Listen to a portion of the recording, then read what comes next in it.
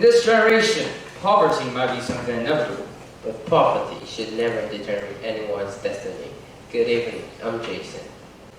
And good evening, I'm Max. Welcome to the Grade 8 智勇 Honors Spring Project, Making a Difference, Poverty Alleviation.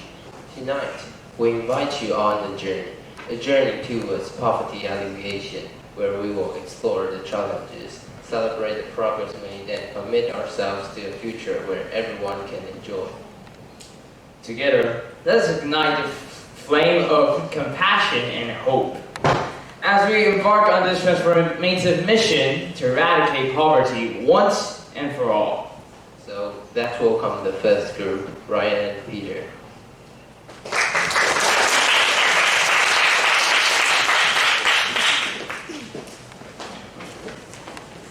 Hello everyone, I'm Peter. I'm Ryan. And today we're going to talk about poverty measurement and analyze. Hey, do you know around 8% of the world's population lives in extreme poverty? Of course yes. In 2017, the World Bank had recorded nearly 3 billion people can't afford a healthy diet, which means that nearly 3% of world population can't get healthy food. The information shows that poverty is still a serious problem. Wow, seems like you've done some research. But I still don't know why there's poverty. Could you tell me more? There are two main reasons for poverty. Conflict is one of the most common forms of risk driving poverty today. Large scale, destroying infrastructure and causing people to flee. Women also brings the brunt of conflict. During periods of violence, women holding households became more and more common. And because women often have difficulty getting well-paying jobs and are often excluded from community decision-making, their families are particularly vulnerable. Wow, you really know a lot. And what's the next one? Hunger. Oh, I know a lot about hunger problems. Hunger, malnutrition, and stunting are reasons for poverty. They associate and influence each other a lot. And you might think that poverty causes hunger, and you're right. But hunger is also a cause, a maintainer of poverty. If a person doesn't get enough food, they will lack the strength and energy needed to work. How can we solve this? There is no one simple process for achieving this goal, but that doesn't make it impossible. The FL director has said, women are the backbone of agriculture, so when they get more opportunities, the yields of the farm increase. Also, natural resources are better managed, nutrition is improved, and livelihood is secure. So if we solve this problem, we will have more chance to improve poverty. Also, the poverty problem is also one of the sustainable problems set out by the UN. We can donate money to the DEC, Disasters Community Decisions, and we can donate money to them. They will help us to help the people around the world. They will solve poverty. I agree. Thanks to have a meaningful discussion with me tonight. Next group, we will welcome Ernest and Thomas.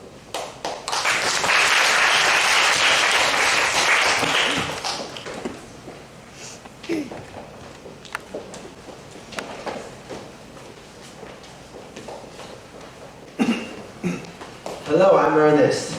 And I'm Thomas. And today we're going to talk about financial literacy. Hey Thomas, have you ever heard of the term financial literacy? Is it a kind of knowledge about saving and managing money? Yes, you're kind of right. According to the Financial Literacy Education Commission, it is the ability to effectively use and understand various financial skills such as personal financial management, budgeting and investing. I remember that there are 5 main components of it. It does. The 5 components are earn, save, borrow, protect, and spend. The first one is earn. You should know how much money you earn each month. Then you should make a budget based on your monthly income. Your monthly income may be salary, profit from business, or investment. Therefore, it's important to calculate your net income. The next concept is to save. First of all, you should save for emergency funds, such as medical expenses. You'll never know when you're going to be sick. The second one is to save to accomplish your life goals. such as buying a car after you have a baby, or buying a house after you're married, and etc. The third one is to save for your retirement. You don't earn money when you're retired, so it is important to make sure you have enough money to spend when you're old. The next one is borrowing. You may buy a video with a credit card, or after you graduate from college, you may borrow money from bank for business, or you may have a house mortgage. Then, paying money back with interest is important. If you don't, the interest might be skyrocketing. It could be fatal. And the next one we're talking about is to protect. The amount of fraud calls that the police released last year is $60 billion, which is a lot. And how to prevent that? We could stop leaking our personal information to anyone from a fraud call. And also, keeping your bank account and password secure is a useful way as well. And then there's the next one, spend. You should spend on a budget based on your monthly income. Especially when shopping online, you should think thoroughly before you click your mouse. Keep track of your monthly expenses. And remember to follow the 50-30-20 rule, which is 50% on what you need, 30% on what you want, and 20% on saving. Financial literacy is an important skill to learn. The earlier we learn, the more possible we can make wise financial decisions in our daily life. And one more thing is that there are many useful information from our government, such as the Financial Supervisory Commission. You can search some financial literacy online and remember to acquire them. That's the end of our presentation, and let's welcome the next group, Bella and Sunny.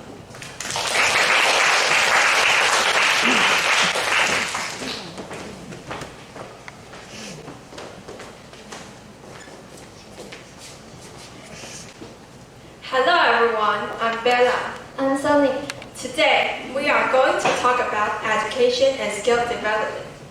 Sunny, do you know how the education system in West Africa is today? Yes, in most countries in West Africa, the education system is inherited from France, not only adopting the traditional French school system and grading, but also focusing on theory and writing in the class note.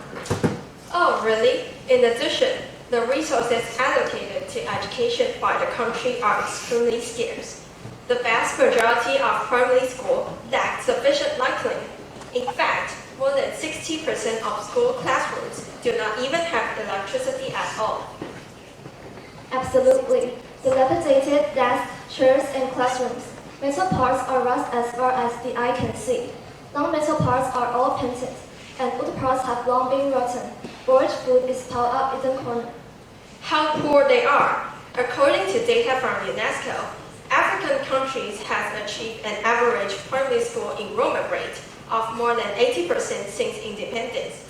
However, despite the increase in primary school enrollment, there are still inequalities and inefficiencies in this key sector of education. This also shows that Africa's resource for education still faces many challenges, including the lack of the most basic school infrastructure. At present, up to half of students are unable to learn effectively, and many children do not learn enough knowledge at school and even cannot acquire basic reading, mathematics ability, and basic life skills, which will affect their future life. Also, another challenge facing the government is the low enrollment in secondary and tertiary education. Because of poverty, many families rely on the education subsidies provided by the government to allow their young children to enter primary school.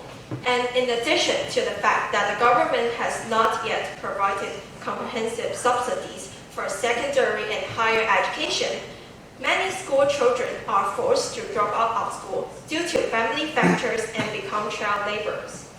There are many reasons why education cannot be promoted smoothly in these places, such as growth, limited family income, insufficient government investment, lack of basic education facilities, resource inequality. These factors affect the education level of the people, which in turn affects the employment of the people and the development of the entire social system. This means the stagnation of the mobility of the entire social class, leading to the problem of poverty that can be improved.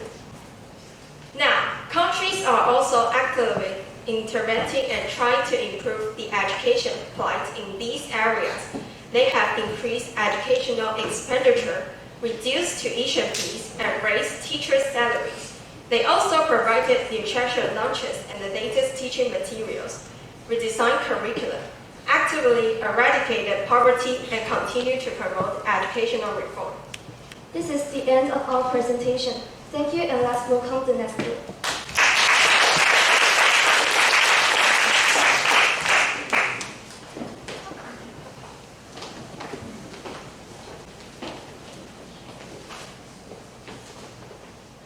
Hello, I'm Sophia, I'm Michaela. and today we're going to talk about job training and placement. We divided this topic into three main points, which are unemployment, placement, and job training. First, we're going to talk about unemployment. Unemployment is a major concern in today's global economy. According to statistics, although the rate of unemployment had gradually declined as of this year, it had hit a new high in 2020. One of the main reasons of this fact was COVID-19 then.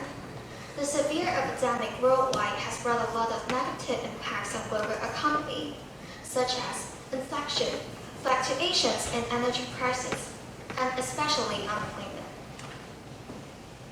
Many people lost their job and income during this period of time. And as you can see in the chart here, the rate of unemployment in 2020 had increased.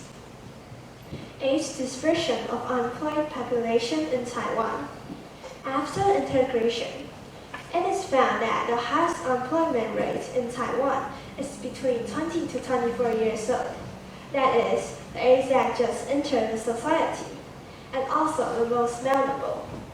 The second highest rate is between 25 to 29 years old, and the third highest rate is between 30 to 34 years old.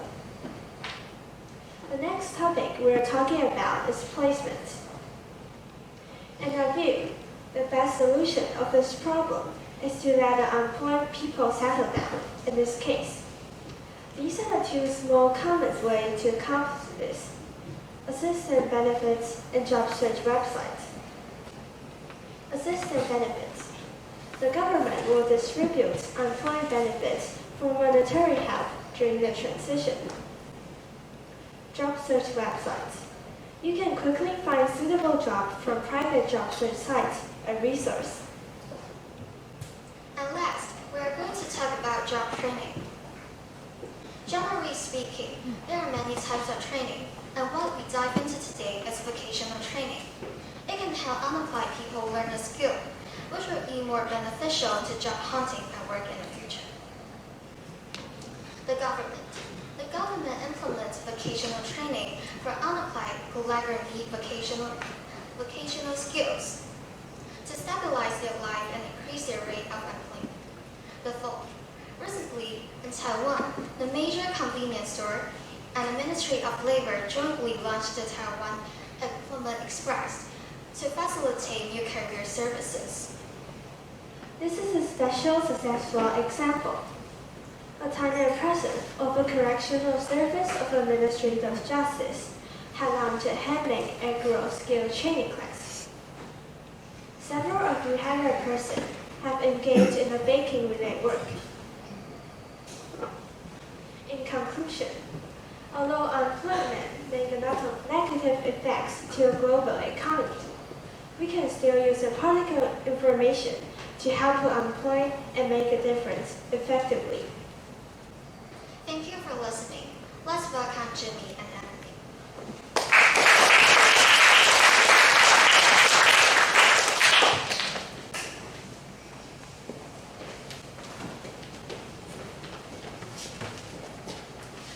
Hello everyone, I'm Anthony. And I'm Jimmy. Today we are going to talk about job creation and workforce development. Hey Jimmy, have you ever thought of what kind of job would you like to have when you grow up? Not really, but it seems like there aren't many options for someone like me. And I have heard that many people don't have a job and live a hard life because most companies are using robots to replace human workers now. Actually, there are many job opportunities out there. Have you ever heard the words job creation and workforce development? What is that? Job creation and workforce development is about developing the skills and knowledge in different areas. Job creation and workforce development involve in areas such as education, social welfare, and economics. That sounds very important. Why do you think it is important? Because it is important to develop the manpower and create more job opportunities to encourage the economic growth. Well, like you said earlier, the world is changing rapidly. We should make sure that our workforce is prepared for jobs in the future.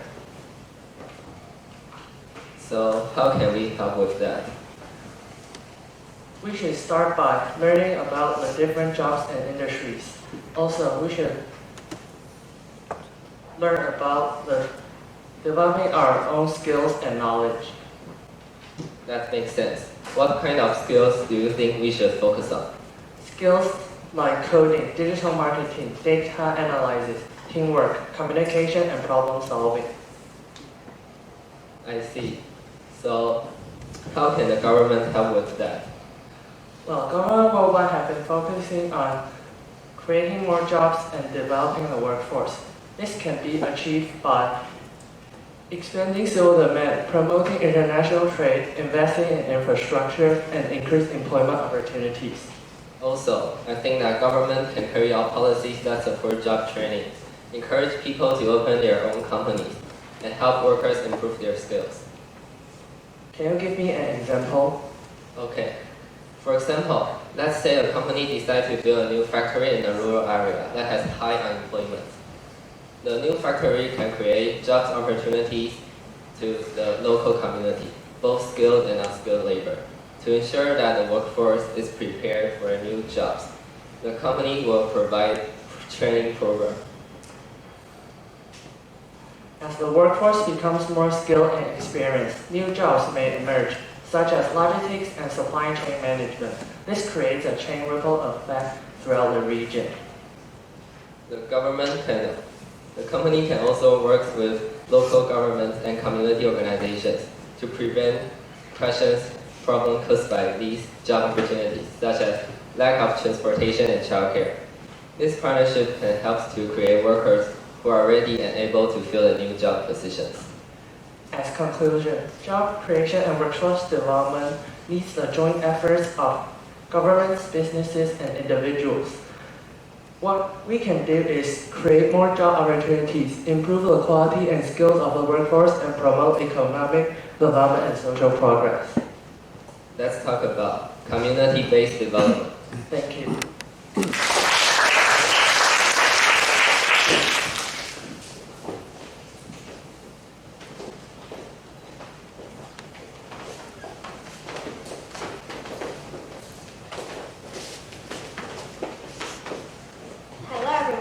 I'm Sonia. I'm Janet. Today we are going to talk about community-based development. Hey, Janet. Today I read an article about community-based development, and I'm curious about what does community mean. At first, it means a group of people with family, friend, neighbor relationship. Nowadays, it also means a group of people with similar values or cultures. Oh, okay, I got it. Let's discuss something about community-based development. Community is the base of the country, so we should join community activities to show our teamworking spirit. Well, what can we do?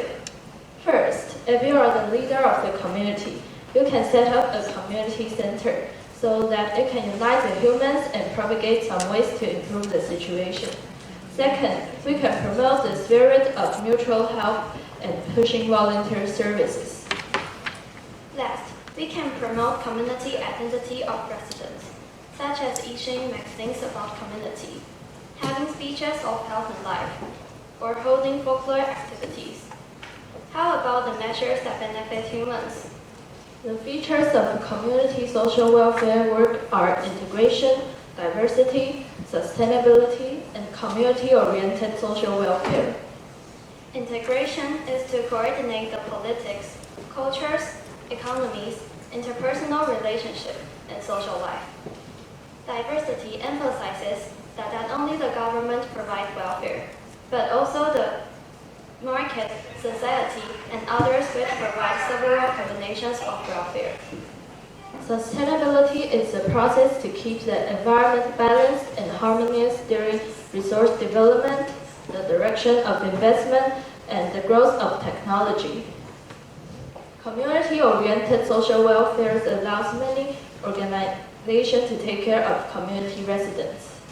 Last, for the economies, there are some ways to make a change. Well, community business incubator is an important thing. What does a business incubator mean? It's a kind of economic organization. The aims of it are to decrease the failure rate and the cost of starting a business. To increase the success rate, they create more employment and revive local industry. Then, what's the recipe for incubator success? To start up a business, we need a lot of money, an area, professional knowledge, and the chances to coordinate with large businesses. To achieve the number they need, there are some ways to do that. Most of them get money by coordinating with others, participating in startup competitions, or carrying out invest businesses. Community-based development is such a big helper to improve our life. Everyone knows that we should join these activities of our own accord, but we should take action concretely, not just always talking big. That's the end of our presentation. Thanks for listening, and let's welcome the next group.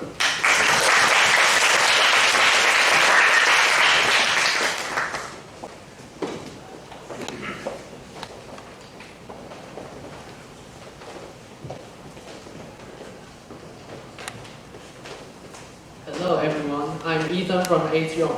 And I'm Andrew. Today we are going to talk about affordable housing. Affordable housing is housing units that are available for rent or purchase at a price that is affordable for low-income households. And it's a very important issue in many parts of the world because housing costs often consume a large part of a household's income. Here are some ways to increase the availability of affordable housing. First is to increase the funding for it. Second is to use zoning and land use policies. Third is to encourage the public and private partnerships. Fourth is rent control. And fifth is micro-housing. Increase funding for affordable housing. Government can increase funding for affordable housing activities, such as building new affordable houses and providing rental subsidies for low-income individuals and families. Encourage public-private partnerships. Government can work with private developers and investors to create more affordable houses. Public-private partnerships can also help to get more private investment and create more affordable houses. And it can also get more expertise while ensuring affordable houses are created and maintained. Use zoning and land use policies. The government can give tax breaks to the builders of affordable housing, and this can encourage the development of it in certain areas. Rent control. The government can also limit the amount that landlords can charge for rent, and this can make housing more affordable for the low-income renters. Micro-housing. This is a smaller and more affordable housing units that are often designed for the single occupants. And it's an effective way to increase the supply of affordable housing in areas that space are limited. For the conclusion, these are just a few possible solutions to the affordable housing problem. To solve this issue, it will require a combination of policy changes, government funding, and private investment. It will also need a multifaceted method that involves both government and private sector initiatives.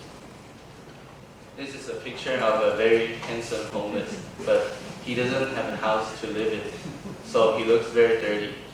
And I don't think he smells good. So it is very important for everyone to have a house to live in. Let's welcome the next group.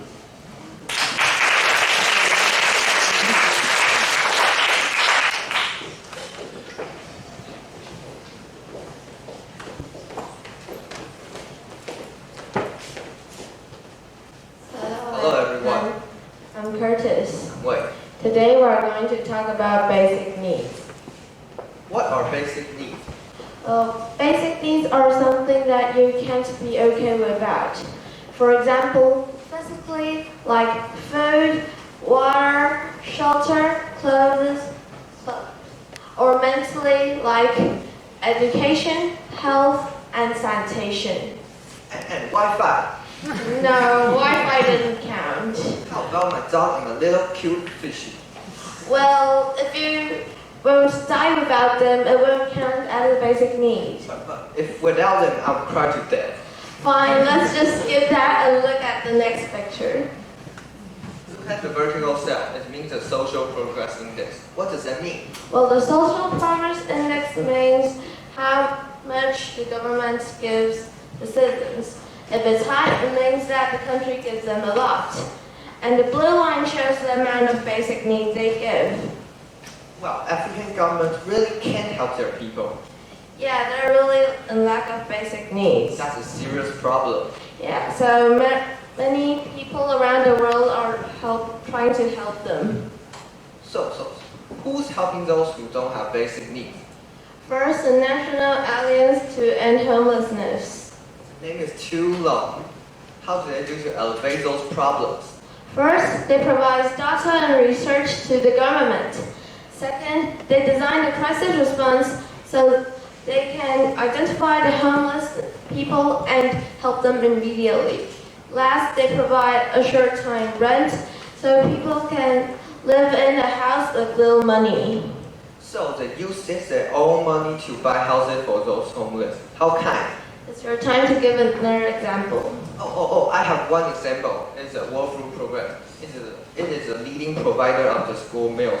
As of 2021, it supported over 128 million people from over 120 countries. It's a member of the United Nations SDGs. That's a very good example. I'm so smart. Yeah, if you are so smart, you should give another example, right? I'm way too smart. So I don't know. Let me give you one more example. The Mental Health Innovation Network. It helps people by giving them health care. How do they do that? Well, they went to places that lack health care and provides them money and workers. Healthcare must cost a lot of money. It sure does. So they have strategies. First, they build partnership with other organizations so they can get more resources. And next, the most important, they spread knowledge to others so people can know about it and try to help them. Thank you. I have learned a lot today. I want to join or donate money to those organizations to help those who don't have basic needs. Let's welcome Max and Jason. Thank you, everyone.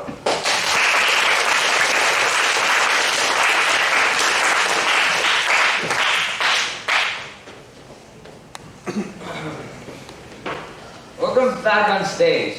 Long time no just kidding. Well, I have to say, I'm really impressed by all the presenters on stage. In conclusion, they are all just very awesome. Yes, it's been a great journey. And I believe all of us have acknowledged a lot. From the definition to how it is existing in the modern society and the way it is growing and evolving. But still, you might just still have a little question in your mind. How? How do we actually make a difference? I mean, even if I'm willing to, there really isn't much we can do with the little power of our own. Yes, I have to admit. Indeed, not everyone has the chance to be like the proponents, to stand in the spotlight like us right now, to speak out for their own community or speak out for others. Even if I don't think it really affects us seriously. Well, I think we should all just count what we have now and don't count what you don't have. We can change something that we are living in this world we are living in right now. As a matter of fact, it cannot be changed. But what we can change is how do we look into this world? How do we make a difference? We can start from ourselves. So let's start from the little details in life. Donate some money to charity. Start from your own community and show your love to the others and help the people around you. When one starts and another comes in, and another, and another, the power we can make could be something incredible. So I think it's time for us to turn page. Yes, I know maybe the economy and inequality is really bad right now, and the inflation is really giving people a hard time. As you can see, the price is getting higher and higher, and everything seems like it cannot be changed. But as Claire said in the last group, everything is double-sided. If we choose to look in the bad side of it, we can only see this. We can only see it's bad. But still, we cannot change these things. Just like we can't predict what the future might look like. We can't change that we are living in this world. But I think if we start from ourselves, and just like others still come in, and more and more and more and more. So I say it's time for us to look into the future and embrace what we have now. Just like Tom Hanks said in Forrest Gump. Life is just like a box of chocolate. You never know what you're going to get. And so I think we should all just show a little love to the world and make it a better place. For me, for you, and for everyone. This is the end of this presentation. Thank you for listening.